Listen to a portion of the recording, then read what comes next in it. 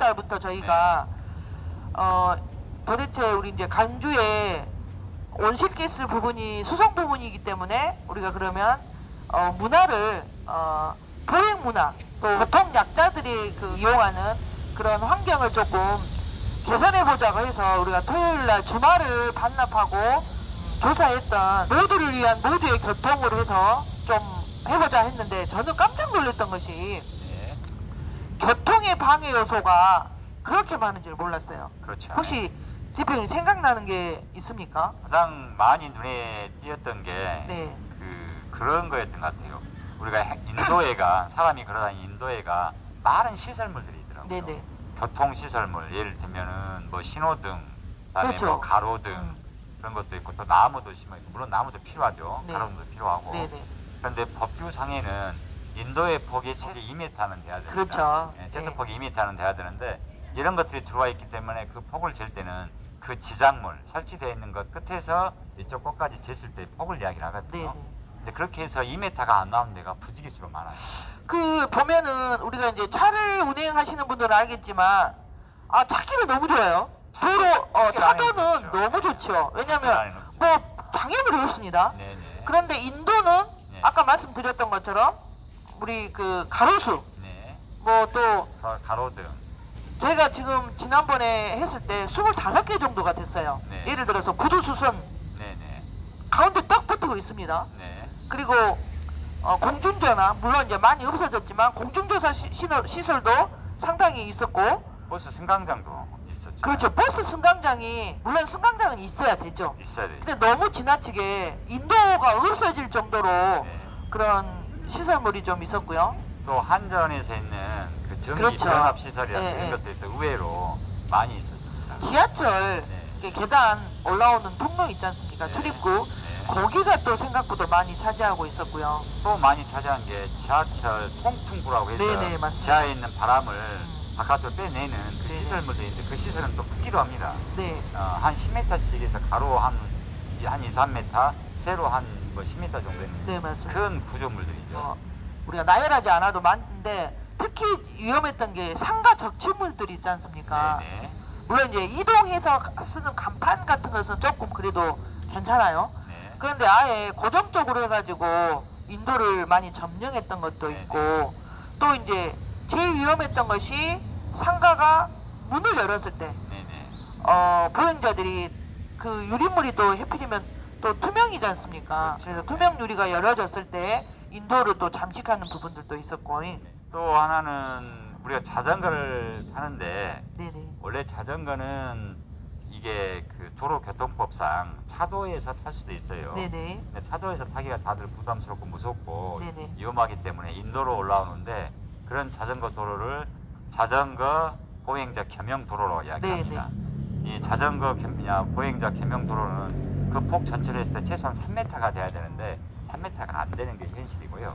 그 다음에 이 자전거가 달리려 하면은 자전거 길이 따로 표식이 돼 있어야 됩니다. 그런데 일반적으로 인도에는 그런 표식이 돼 있지만 인도와 인도 사이에 교차로 있지 않습니까? 차가 움직이는 이런 교차로 사이에는 자전거 도로가 표시가 안 돼 있습니다. 지금 교통 방해물을 하시다가 갑자기 하는데 지금 자전거가 생각나서 자전거 이야기할 때 자전거 거치대 부분이 생각보다 이렇게 튀어나와가지고 맞습니다. 굉장히 위험한 자전거 운행하시는 분도 그렇고 보행자들도 상당히 불편하는 그런 것들도 있었고 우리가 이제 교통의 방해 요소들을 좀 한 번 더 되짚고 가자는 뜻에서 이야기하는 건데 또 이제 변압기 뭐 개폐기 이런 것들 아까 이야기해 주셨는데 그게 생각보다 많더라고요. 네, 의외로 많더라고요. 그리고 이제 물론 이제 노점상님들이 좀 계시기도 했어요. 횡단보도에 어떻게 보면 거기는 좀 사람들이 지나갈 수 있게끔 통행에 방해가 되지 않아야 되는데 인도 사람들이 그분을 피해서 이렇게 뻘쭘하게 노점상을요? 네네 그런 부분들이 조금 아마 노점상 입장에서도 사람들 눈에 가장 잘 띄는 곳, 또 내왕이 많은 곳에 노점상을 차리고 싶으셨을 거예요. 그런데 중요한 것은 그 노점상의 자리를 차지하고 있는, 점유하고 있는 공간이 사람들이 이동하기 위한 보행로, 인도이기 때문에 그런 부분을 좀 감안하셔서 사람들이 정말 이렇게 많이 몰리는 그 공간을 좀 비껴서 네.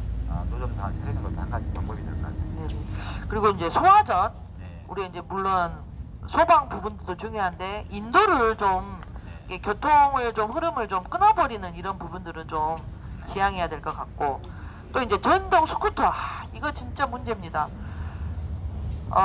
근데 이제 그 우리가 이제 작은 실험실 해가지고 서울에서 그런 뭐 리빙랩 이런 부분들을 한 거 보니까 그것도 얼마든지 개선할 수가 있더라고요. 근데 전동 스쿠터 회사들이 조금 그 우리 스쿠터를 이용하는 학생들이나 그 시민들에게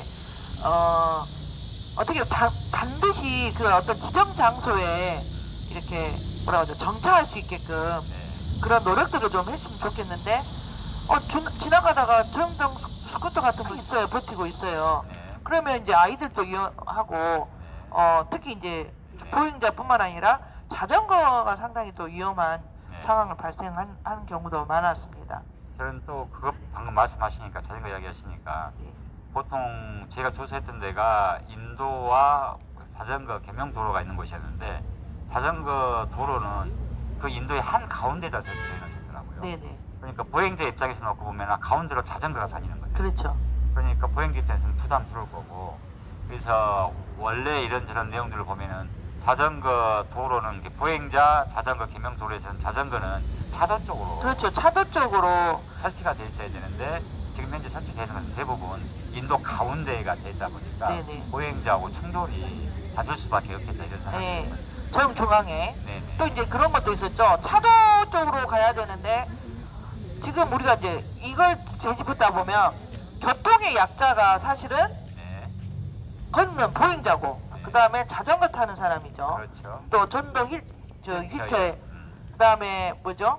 그 전동 스쿠터, 네네. 그 다음에 이제 뭐 대중교통 이렇게 이제 쭉 가지 않습니까? 네. 그러려고 하면 보호해야 되니까 차도 쪽이 아니라 반드시 우리 인도는 안쪽으로 들어가야 되고, 그렇죠. 건물 쪽으로 붙어야 네, 돼요. 그렇죠. 이제 이거는 이제 겸용 도로였을 때 말씀드리는 그렇죠, 거죠. 그렇죠. 그래서 반드시 자전거는 차도 쪽으로, 자전거 도로는 차도 쪽으로 해주셔야 된다는 것을 좀 이런 관련된 분들이 좀 아셨으면 좋겠다는 생각을 합니다. 네. 그리고 이제 아까 지금 이제 도로 폭 이야기를 하셨어요. 네. 적어도 1.2m 정도는 해야 된다라고 이제 규정은 되어 있죠. 자전거 도로 이야기하시죠? 그렇죠. 자전거 도로가. 그런데 이제 저희들이 쭉 조사해 보니까 1m도 안 되는 경우도 많았고, 네. 없어져 버려요. 그냥 네. 자전거 도로도 없어져 버리고 보행자 도로도 없는 경우도 있었어요. 네. 이런 것들은 빨리 시급하게 개선이 돼야 된다고 보고 있습니다. 네네.